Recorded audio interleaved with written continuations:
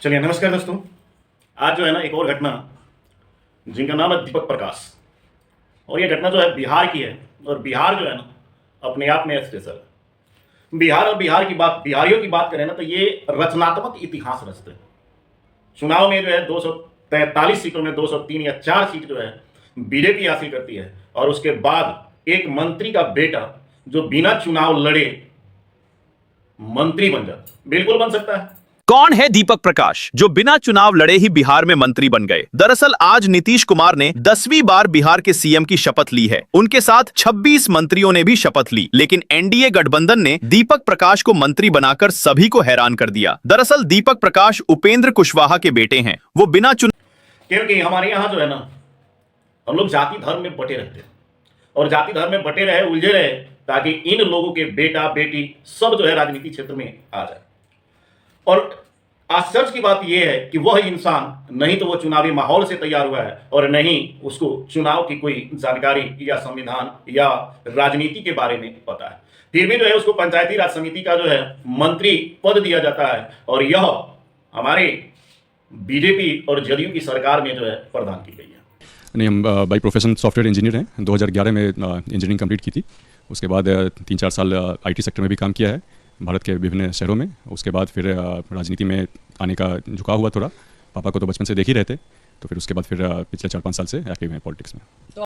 मुझे बस जानना ये है कि जो भाषण कुछ समय मोदी जी ने दिया था कि यहाँ परिवारवाद नहीं चलेगा, तो किसी मंत्री के बेटा को डायरेक्ट मंत्री का पद देना यह परिवारवाद नहीं है, तो फिर क्या है? परिवारवाद जैसी चुनौतियों से भी सावधान रहने की जरूरत है। यह परिवारवाद ही है जो राजनीति ही नहीं बल्कि हर क्षेत्र में प्रतिभाओं का गला घोंटता है। खुद का क्या योगदान है समाज के प्रति, राजनीति के प्रति? उनके पिताजी ने जो कुछ भी किया सिर्फ और सिर्फ विरासत के नाम पर है। वही ये दीपक प्रकाश जो है उपेंद्र कुशवाहा के लड़के हैं, जो एमएलसी राष्ट्रीय लोक मोर्चा जो पार्टी है उसके अध्यक्ष हैं। साथ में इनकी मम्मी जो है वह भी विधायक है।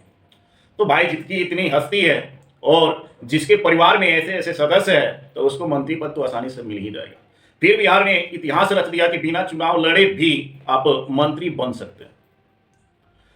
आश्चर्य की बात यह है कि इन्होंने शपथ ग्रहण करने के दौरान खादी कपड़ा या धोती कुर्ता या पजामा कुर्ता नहीं पहना था, और पहने क्या थे? जींस और टी शर्ट। जब आप कल शपथ ले रहे थे तो आपके शपथ लेने के बाद सबसे पहले चर्चा हुई आपके ड्रेस को लेकर, क्योंकि बिहार में जो इससे पहले लोगों ने देखा है वो यही देखा है कि सफ़ेद झक, सफ़ेद कुर्ता पजामा, पैर में चप्पल या जूता, वो अंग वस्त्र रख करके नेताजी आते हैं। लेकिन पहली बार ऐसा दिखा कि एक नेताजी आए, वो जीन्स पहने हुए थे, शर्ट पहने हुए थे, आपने जैकेट पहना था शायद।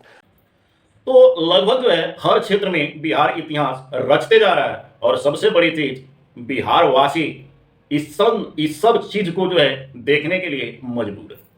खैर बात करेंगे इनके बारे में, तो इन्होंने जो है बीटेक किया हुआ है, और यह जो है बाहर में यानी कि विदेश में रह के पढ़ाई करते थे। पढ़ाई के उपरांत जो है ये लौटे हैं, और लौटने के बाद जो है इनको डायरेक्ट सीधा मंत्री जो है बना दिया गया। चलिए देखेंगे भविष्य में जो है ये अपने कार्यों का निर्वहन कैसे करेंगे। बाकी जो है हम लोग देखते रहेंगे क्या करें। खैर हमारा काम है जनता को जगाना, जनता को हर घटनाओं से अवगत कराना, और वो हम करते रहेंगे। धन्यवाद। फिर मिलेंगे नेक्स्ट वीडियो।